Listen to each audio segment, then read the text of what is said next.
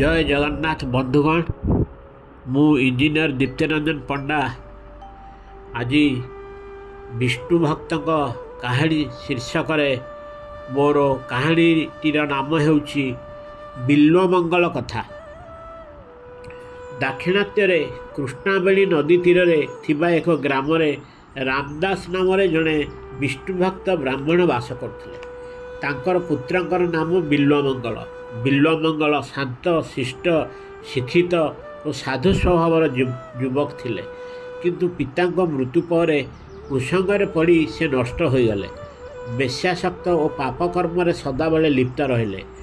नदी आर तीर रहुथिबा चिंतामणि नामक बेश्या प्रति से विशेष आसक्त हो गले और ता पाखक प्रतिदिन जीवा आसिबा करिवारे लागिले। थरे पिता श्राद्ध दिन में श्राद्ध कार्य व्यस्त रही से बेश्या पाखक जापारे नहीं, किंतु मन जाई चिंतामणि पाखरे। श्राद्ध सरू सरू संध्या हो गला। श्राद्ध दिन में लोकों बारण सत्वे से बेश्या पाखक जीवाई नदी तटरे पहुँचिले। वर्षा दिन थिबारु नदी रे पानी उछुलु थाए। ता सहित सही समय हठात भीषण बात्या सह मुसलधार वर्षा आरंभ हो गला। बिल्वमंगलर अनुरोध सत्वे कौन नाउरी डंगार नदी में डंगा नापी साहस कले ना। बिल्वमंगल को तो बेश्यानिशा घारी से अन्य उपाय न पाई भीषण स्रोत सत्वे से नदी भितर डेई पहरवा चेष्टा कले, किंतु प्रखर स्रोत असुविधा देखी से कौन गोटे भासुवा वस्तु को आश्रा कले। रात्रिर अंधार जो ताहा गोटे नारीर शव ताहा जानिपारे नहीं। बहुत कष्टरे से नदी आर पारे पहुँचिले।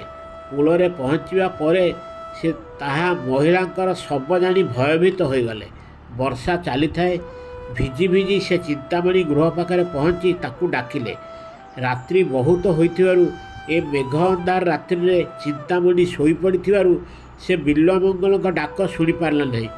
बाध्य होई बिल्वमंगल कांथरे गोटे दौड़ी भली पदार्थ झुलुथिबार देखी ताकू आश्रा करी से गृह भीतर को लंफ मारी चिंतामणि को उठेइथिले। ए वर्षा अंधार रात्रि से बिल्वमंगल को सेठारे देखी आश्चर्य हेले। दीप लगे कांथ को देखला बेलू बिल्वमंगल जानिले जहाकू दौड़ी कहते से ताहा एक विषधर नागसाप थिला। भाग्य जोरु नागर फणा उपरे थिबारु से दंशन करनथिला। चिंतामणि ए सब देखी तार राग पंचम को उठी जाइथिला। से पेट पाई बेश्यावृत्ति करुथिले भी तार मानविकता सुविचार धारा और प्रभुक प्रति भक्ति थिबा जोगु से बिल्वमंगल को भर्त्सना करी कहला, तू गोटे ब्राह्मण होई तोर पिता श्राद्ध दिवस काल रात्रि महिला शव और सर्प को आश्रय करी निजर धर्म कर्म को जलांजलि दे एठाकी दौड़ी आसीचु। तू आज जहाँ को परम सुंदरी मन करी एठाको आसीचु। बयस गढ़ले तार चेहरा मलिन सहित से भी दिने शव पलटिब। तोर यही खराब प्रकृति को धिक। तू जदि एठाकू न आसी मनमोहन कृष्ण पछरे धाई थांतु एत बेलू तांकु पाई कृतार्थ हो जाइथांतु। बेश्यार एतिकी कथा शुणिया पर ताहार बाणी बिल्वमंगल हृदय कुहुक परी काम देला। तांक देहर एक नूतन भावर संचार हैला और निजर चक्षुरु अश्रुधारा बहियाकु लागिला।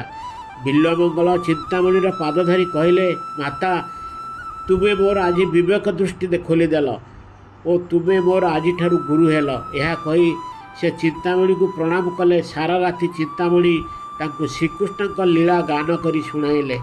ता परदिन प्रातरे श्रीकृष्णकर परम चिंतन घर द्वार त्याग करी बिल्वमंगल नदी तटरे रहुतिबा महात्मा सोमगिरी आश्रम को जाई तांकठारु गोपाल मंत्र राज दीक्षा पाई कृष्ण नाम कीर्तन करी करी चारिआडे भ्रमण करने को लगिले। कृष्ण भगवान को दर्शन करिवार इच्छा प्रबल भावे जागरित हला, किंतु मनरु पूर्वर दुष्ट प्रकृति संपूर्ण भावे ध्वंस होई न थाए। थरे एमिति बुलु बुलु कौन एक ग्राम जड़े अपूर्व सुंदरी सेठकर पत्नी को देखी से तांको प्रति पुनः पुणी थे आकृष्ट हेले। बिल्वमंगल तांको दुआरे जाई बसिले। गृहर कर्ता सेठी सेठ बिल्वमंगल को देखी तांकर बसिबार कारण पचारे। बिल्वमंगल कपट त्याग करी सबू सत कथा कहीदेले और थरे मात्र सेठ को पत्नी को भल भाव देखी चलीजे बोली अनुरोध कले।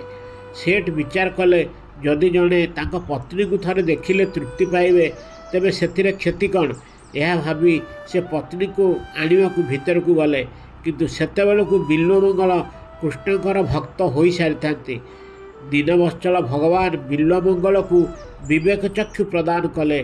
तांकर ज्ञानोदय हैला और से निकटस्थ बेलगछरू दुईटी कंटा नहीं आसिले। एतिके बेले सेठ को पत्नी सेठाको आसिले और बिल्वमंगल तांकु देखिले। देखिला पर निजको धिक्कार करिया को लागिले। भाविले निजर चक्षु थिबारु सिना से कहा प्रति आकृष्ट होउछंती। यह भावी आनिथिबा कंटा द्वୟରେ निजर दुई चक्षु को फुटाई देले। झरझर हो रक्त बहियाकु लागिला। से आनंदरे कृष्ण प्रेम नाचवाकु लागिले।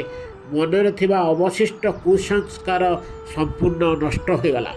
एमिति अंध अवस्था कृष्ण को किपरि पाइबे केवल सेया भावी कृष्ण नाम को भजी भजी बण जंगल और गाँ गाँ बुलियाकु लागिले। तांकर एपरि दशा देखी करुणामय भगवान कृष्ण आउ निश्चिंत होई रही पारलेनी। गोटे गौड़ पिलार बेशरे कृष्ण भगवान बिल्वमंगल पाखरे पहुँची कहले, हे बाबा आपण को भोक लगुथिबो, मु किछि मिठेई और पानी आनिछि, आपण यह ग्रहण करंतु। बिल्वमंगल प्रथमे पिलाटीर मधुर कंठरे मोहित हो जाइतिले।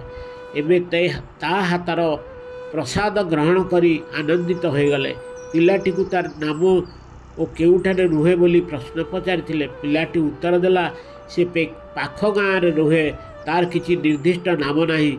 समस्तर बोलहाक करे और गाई चराए। मते जी भल पाए मु ताकू भल पाए। एमती उत्तर दे पिलाटी जाऊ जाऊ बिल्वमंगल को कहला, मु जाउछि एवं प्रतिदिन आसी आपण को खुआई दे जीवी। बिल्वमंगल बालकटीर कथार मोहित हो गले। से दिन ठारू प्रतिदिन बालकटी आसी बिल्वमंगल को खुआई दे जाउथाए। किंतु बिल्वमंगल से बालकटी कृष्ण बोली जानिपारले नहीं। बिल्वमंगल भावियाकु लागिले, जहाँ को पाइबी बोली निजर पत्नी बेश्या और संसार को त्याग कली, किंतु ए जाए ताकू तो पाइली नहीं, अन्यथा गोटे बालकर मुहरे पड़िली।